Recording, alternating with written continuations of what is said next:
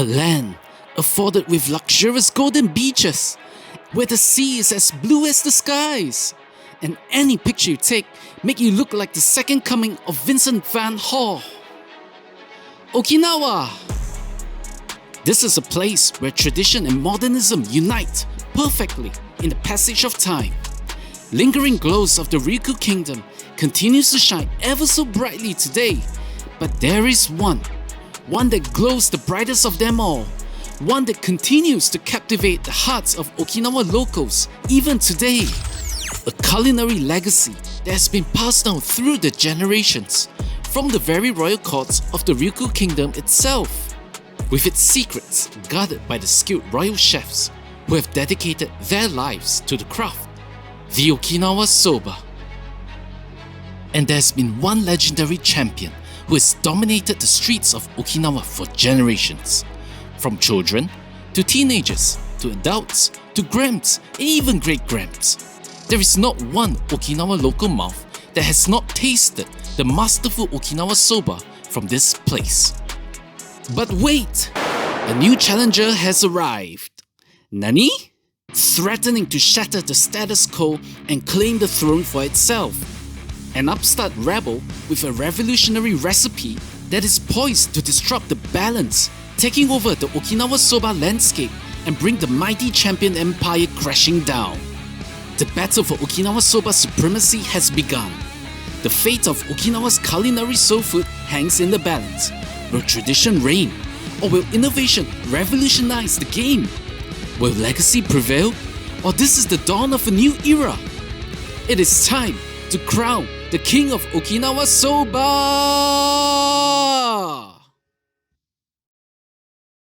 Yes, we're gonna have a soba challenge today. Now, I know you're probably thinking in your head right now, is there anything special about soba? Well, one thing I'll tell you, today's soba challenge is definitely special and different. How so, you might wonder? That's because I'm about to shatter all your imagination or all your expectation of what a soba is. Did you know that Okinawa soba is different from the soba you see from your regular soba shops in Japan? And the biggest difference actually lies in the ingredient used to make the both of them. And that is, unlike mainland Japan soba, Okinawa soba does not use any buckwheat flour at all. It simply uses wheat flour. And this resulted in Okinawa soba being labeled more closer towards Chinese noodles. Alright, cool story, bro. But why do we need a challenge? More specifically, why do we need a soba challenge? Well, that's because in Okinawa, daily on average, it is found that there are around 190,000 to 200,000 bowls of Okinawa sobas being consumed daily. It's a staggering amount. This actually shows that Okinawa soba is a staple over here.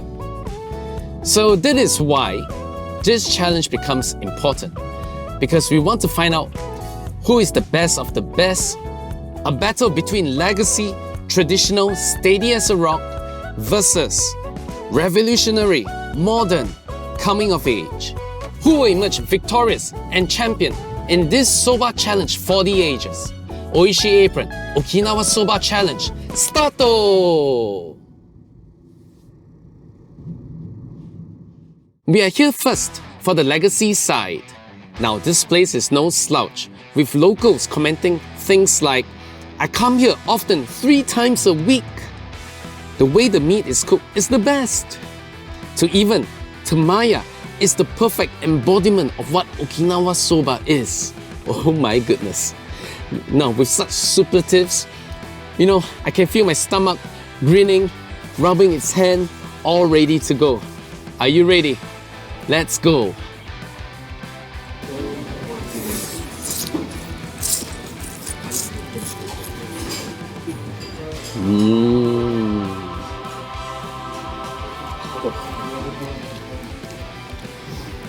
Super delicious, I'm telling you. Ooh, the noodle is so chewy, just unbelievable. The texture is smooth, but once you start to bite, you can feel the chewiness of the noodle, and it's not too much. but just enough to give you the, the punch, or that you're actually eating high quality noodles here. The noodles as well, it's not just, plain kind of flavor. It's actually more towards the Chinese noodle, the yellow noodle kind of flavor. Yeah, this is what you get here, but very awesome. Now let's try the soup. A clear base soup. The soup, slightly towards the salty side. Kind of a salt-like kind of dashi, isn't it, Neko-san? Yeah, salt-like kind of dashi here, but very clear, very, you don't feel any sort of oiliness towards it. It goes down your throat very easily. And likewise too for the noodles as well. Yeah, it's that smooth, that great. Apparently, Okinawa locals actually once voted Tamaya Soba as the #1 Okinawa Soba before. Oof, what a recognition, what a prestige, and I can see why. And over here at Tamaya Soba, they primarily actually sell 4 different types of Okinawa Soba. First on the list is Soki Soba. This is actually their spare rib soba, as you can see over here. And second over here, this is your standard Okinawa Soba that is topped with your pork belly. Second bestseller. And most definitely, the #1 bestseller, which is what we are having right now. It's actually a mix between Soki Soba and the standard Okinawa Soba, where you have your ribs and your pork belly together. I'd like to bring your attention to the 4th soba that Tamaya Soba is selling. Can you guess what this is from the picture? 3, 2, 1. Yes, this is pig trotters soba. Oh my goodness. Yep, pig trotters in a soba. Now, as you can see from all the 4 different sobas that Tamaya Soba is selling, you can see pork is actually a huge part in traditional Okinawa soba. And quite rightly so. From the dish that I'm eating, how the pork meat actually mixed with the noodles. Oh, it's just very sweet, the natural pork sweetness together with the noodles. Wow, just fantastic. The wheat flour, perfect combination there. And the chewiness from the noodles actually adds flavor to the pork meat as you chew on the pork meat also. Just brilliant. Oishi. I wonder how the Tabichi soba would taste. But I guess judging from what we've eaten so far,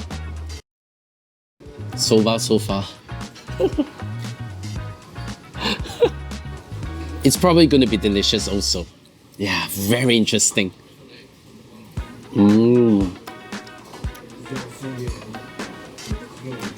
Oishi. The pork belly, the moment it gets into my mouth, the fat from the pork belly just melts. And the natural sweetness, the pork sweetness, just, marinates the entire meat. Just brilliant. The meat is not tough at all. Yeah, and I can see why it can complement the noodles really well. Now, since the pork belly was top-notch, so juicy, I have high hopes for the spare ribs. Let's try.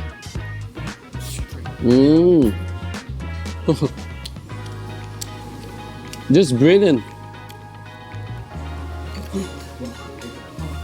Very well marinated. Now, look at this. You can tear the ribs, the meat from the rib so easily.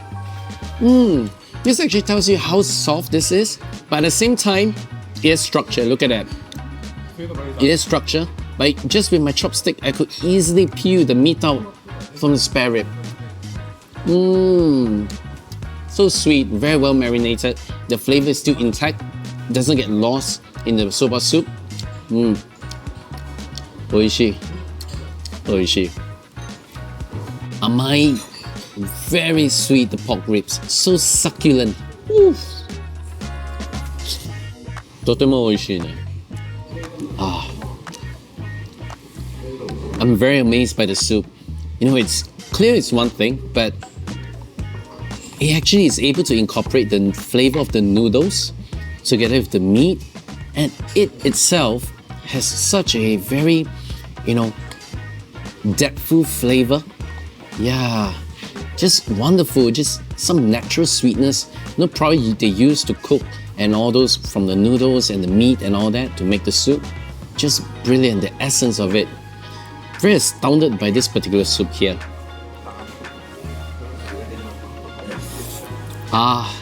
Tabichi soba. I really wonder how the pig trotter soba would taste. But I guess that will have to come another time. My stomach is really happy and full now. Let's go.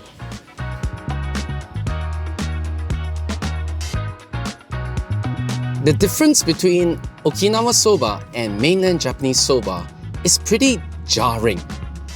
I mean, needless to say, as you saw from the clip earlier, just from the looks of it, it's actually already very different. But I'd just like to add one more thing, and that is, the way we eat is actually fundamentally very different. There is a common saying among Japanese, and that is, for mainland Japanese soba, the lesser you chew, the more you can swallow it as a whole, the better it is. Yeah, however, you can't do that for Okinawa soba because it's actually a lot more chewy, there's a lot more texture, and interestingly enough, the more you chew the Okinawa soba, the more flavorful it got, which is actually very similar to Chinese noodles. Yeah, so I guess this is where the similarity between the two of them is pretty apparent. And if you ask me, which do I prefer, mainland Japanese soba or Okinawa soba, I would say both have their strengths, both, bring something different to the table. So it's hard to compare them like that. And one more thing, and that is, if you go all the way to their base ingredient in which they are being made from, it's so different, it's just very difficult to compare. Yeah. I'm reading some amazing comments about this particular place. Listen to this. It has reached the level of ramen. The soba was like an art by the owner. With this kind of comments that you read, when they are able to describe how tasty the soba is, even without using the word delicious, you know that this is the real deal. One more comment. It is so delicious that it destroys the concept of soba noodles. Wow. Every act of creation begins with an act of destruction. Pablo Picasso. Well, this quote automatically came to my mind when I see and read all those comments, and it's pretty apt. It seems to suggest that this is something revolutionary, something new. It will shatter all sort of expectations that we would actually have concerning the Okinawa soba from Tamaya soba. I guess it's time then. This is Kaidashi Okinawa soba Hiseki. Wow, look at this. Ooh, this is completely new and original. I heard from Neko-san that everything is built new from the ground up. Ooh, first up the noodles. Have a look at this. Ooh, look at this, look at this.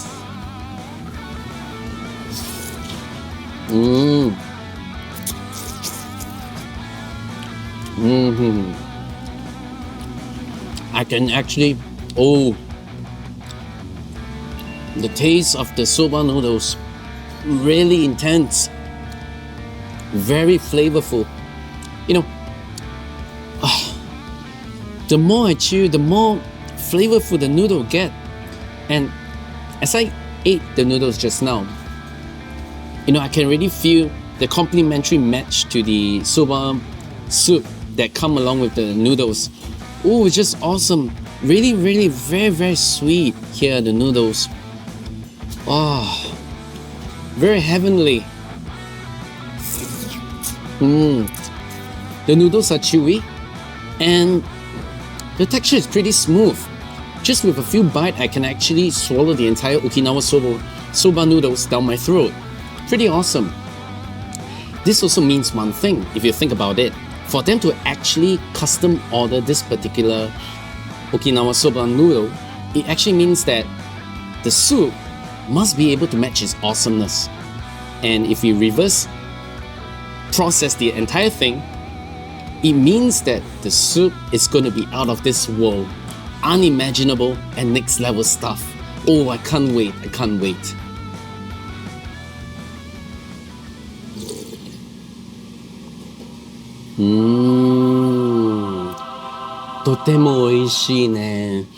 Now, the clam flavor is very, very strong and deep. And very interesting, it actually was able to retain the Okinawa Soba soup essence here. It's not just a plain kind of clam-based soup, but you could still taste this is Okinawa Soba soup.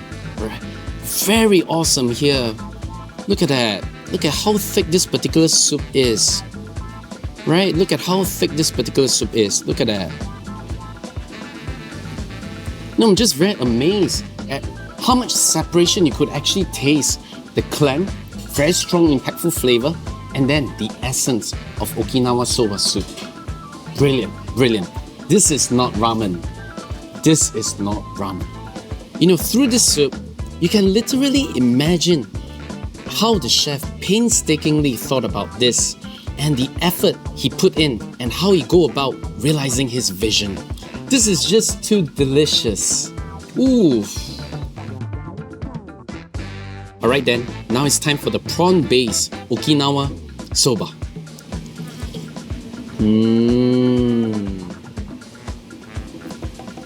Oh my goodness. The taste of seafood and the taste of the sea is immense with this one. Ooh. Fans of crustaceans, you will love this. Oh, your crabs of the world, your prawns of the world, your shellfish of the world, you will surely and most definitely love this soup. Oh, totemo oishii ne. So rich, so thick. Oh, mind blown guys, mind blown. I can see why people say this actually tastes more akin towards ramen than Okinawa Soba. But for me, let's not mix them up, it's different. For sure, some may feel it's the same, but strictly speaking, the way I taste it, it is not ramen. I guess it's probably the way the noodle actually matches the soup. Because in ramen, the noodle actually complements the broth. But over here, what we have is the noodle actually matches and go in sync with the soup. Sure, it's a minor difference, but a difference nonetheless. And I think most importantly is when I was tasting the soup, I could actually taste the essence of Okinawa Soba inside the soup. I think that's the ultimate factor to this. Brilliant, brilliant. Alright, we are finished, and now it's time for the pudding. Look at that. You know, it's such a cute cup they actually use. Come, let's open this and see how it is. Ooh. Look at that. Very delicate here. You know, I actually read that they use fresh cream and brown sugar to make this. Tastes awesome. Or I would say, feels awesome. Okay, let's try. Ooh, look at that. Wow. Look at that. Wow, the structure of the pudding there. Just magnificent there. It's not too hard. There's definitely texture to it. Ultimately, it has to taste good. Let's try.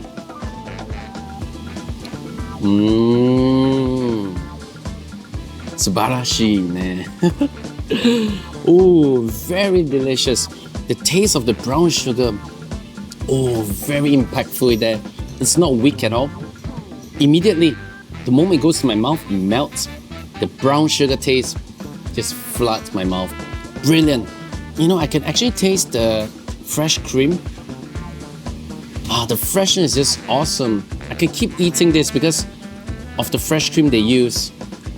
Look at it jiggle. Just awesome, isn't it? This is, you know, the structure of the pudding. It's not weak at all. And it's not too hard, right? Brilliant. You know, I'm really surprised how thick, you know, this pudding is. And it's not just about the thickness, but it's actually very smooth as well. Actually, this goes to show how much the shop, Hiseki, actually, the effort they put in to think about everything from the Okinawa Soba, the new age Okinawa Soba, all the way down to this pudding here. Because this level of pudding is just not possible if you just take some random recipe and to make a pudding. But over here, you can taste the thought process. There's layers to the flavor, the brown sugar. You can actually also taste the cream. And then the thickness, it's not soft at all, it has structure. And once it goes in your mouth, it's so smooth it slides down your throat. Just brilliant. And you know, I actually read in an interview, the owner of Kiseki actually said that, and I quote, he wants people to feel happy and good things actually happen when they come to the restaurant. And after today's meal, I believe he achieved that. We have new comparison categories for this episode, as there are very specific components that we could compare. And as always, these comparisons are my opinions.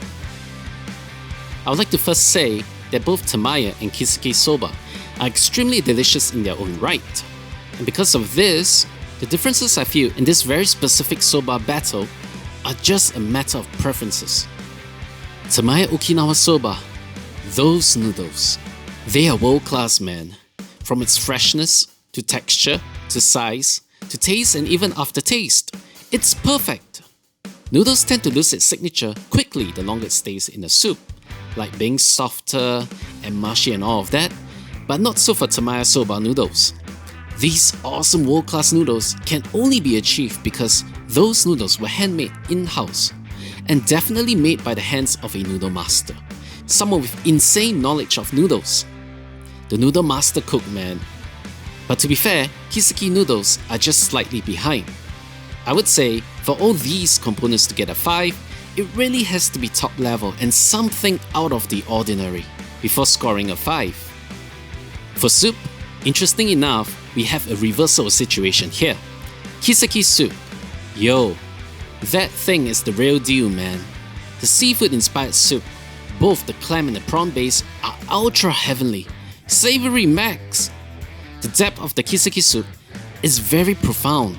From the moment it enters my mouth, you could taste the start and the soup flavor developing slowly in your mouth until it reaches its max level and leaving you with a goodbye love letter down your throat. Unbelievable. And you know what is so surprising about the soup? That is, even though the soup tasted heavy, and just by looking at it, you could even see its thickness. But when paired with the noodle, the soup did not overshadow the noodles at all. You could still taste the noodles individually. It really felt like the soup is meant to match and go in sync with the noodles. I personally don't think Tamaya's soup is lacking in any way. It is just that Kiseki soup, like Tamaya's noodles, were really out of this world. For the meat component, I really like Tamaya's one a lot, from its marination all the way to its texture. As you'll witness it yourself, how easy it was for me to peel the meat out even with a pair of chopsticks. Kiseki's one was decent, just that maybe with so much flavor going on, they could make the meat stand out in a different way.